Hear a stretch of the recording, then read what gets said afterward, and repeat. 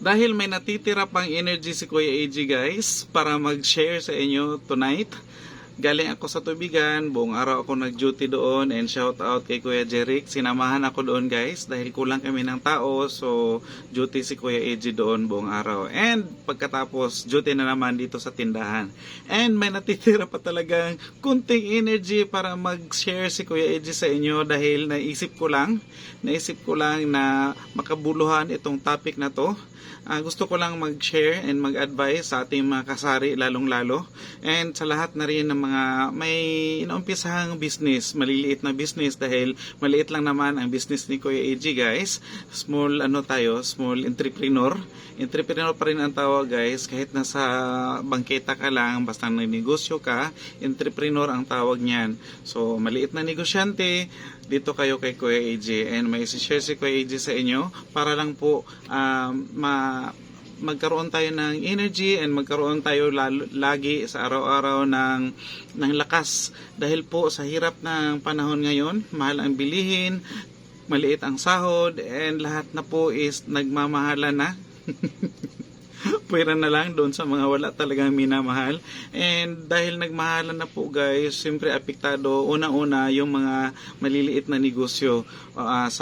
For example, doon sa mga binibenta nating mga produkto, and kung ano man yung business mo, kung ikaw is namimili ng mga byproducts, maapektuhan ka rin dahil mahal din yung mga byproducts na kakailanganin mo sa negosyo mo.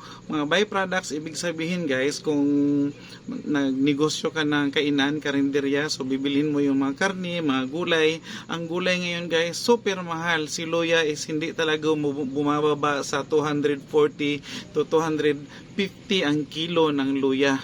So imaginein mo yan, si kamatis lang talaga yung naiwang mura until now, dahil mura si kamatis. Iwan sa ibang mga area, pero si kamatis talaga is ilang linggo ng barato or mura si kamatis. Pero ang luya guys, buwan na mahigit siguro na mahal si luya. So ganon yung mga byproducts, kung nangangailangan ka sa business mo ng mga raw materials, mahal din, so apektado ka. So ang mangyayari is mahalan mo din yung mga presyo mo, kung ano yung mga finished product mong binibenta, mahalan mo din or increasean.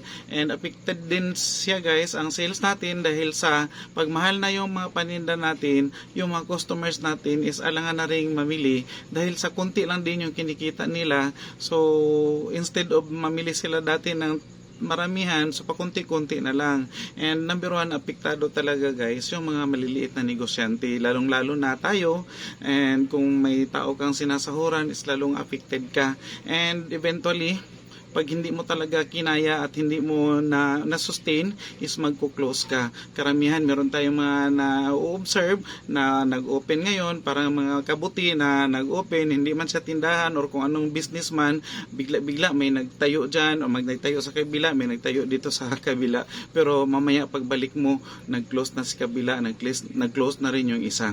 So hindi po nasusustain dahil po sa hirap ng sitwasyon natin ngayon. So ganun yung ganun yung trend ngayon. So payo ni Kuya AG, isipin natin lagi guys, lalong-lalo na sa mga kasari natin, kung ikaw is parang naluya na nawad ang nagpaglaom, hopeless na, and dahil hindi po siya araw-araw na mabenta, hindi po siya araw-araw na malaki ang benta mo, so meron talagang araw na kanang makaingon ka nga, unsa man ni mabuhi pa ba ko ani aning halin nga ani na lang kagamay ang halin. So kana siya ang pinaka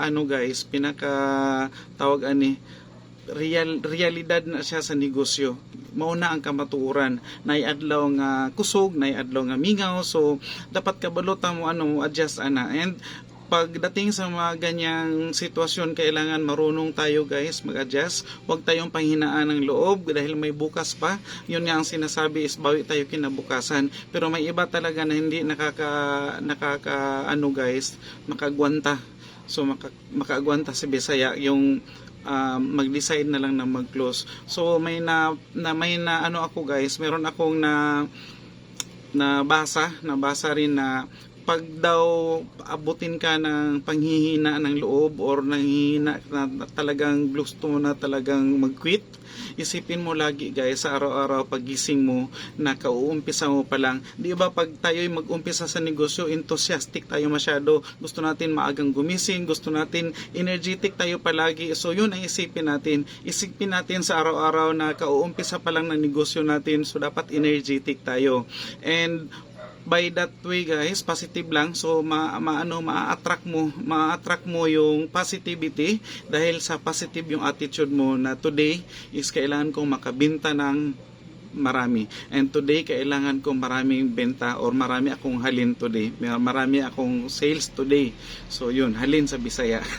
Pasensya na guys, Bisaya talaga si Kuya AJ. So, kailangan ako kong halin today. So, kailangan ako agahan o gising. Kailangan ako energetic ko always, and ganun dapat ang mindset natin guys. Ganun dapat yung ating mindset para hindi tayo panghinaan. Pag abutan tayo ng matumal days, yung mga days na matumal na wala talagang benta, mahina ang bentahan, ang isipin natin is kinabukasan agahan ko bukas ang gising para makarami ako ng benta. So yun lagi ang iisipin natin guys. Huwag tayong mag-isip na mag-close, huwag tayong mag-isip na mahina ang negosyo.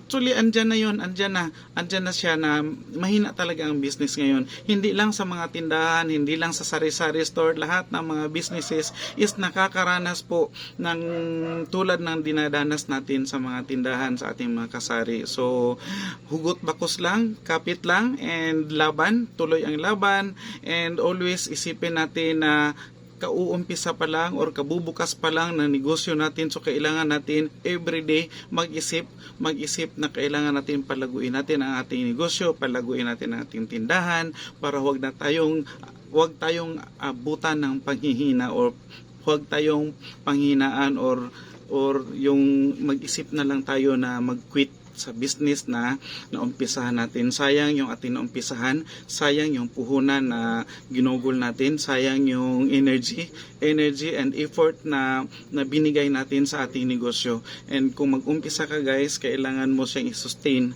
kailangan mo siyang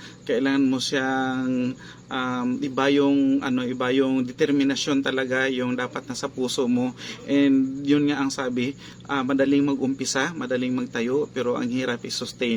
Kaya lagi nating isipin sa ating puso at sa diwa natin na ako is isang negosyante, ako ay magtitinda sa araw-araw, ako ay laging bago or new fight ako palagi para energetic tayo lagi, enthusiastic tayo na makabenta and mapalago natin ang ating negosyo. And that's all na lang muna for today mga ka-guys. Paus na ang boses ni Kuya AJ. Kailangan ko nang magpahinga para makakuha na naman, makaipon ng energy para kinabukasan is energetic na naman si Kuya AJ. And bye-bye muna for now. Good evening and God bless us all guys.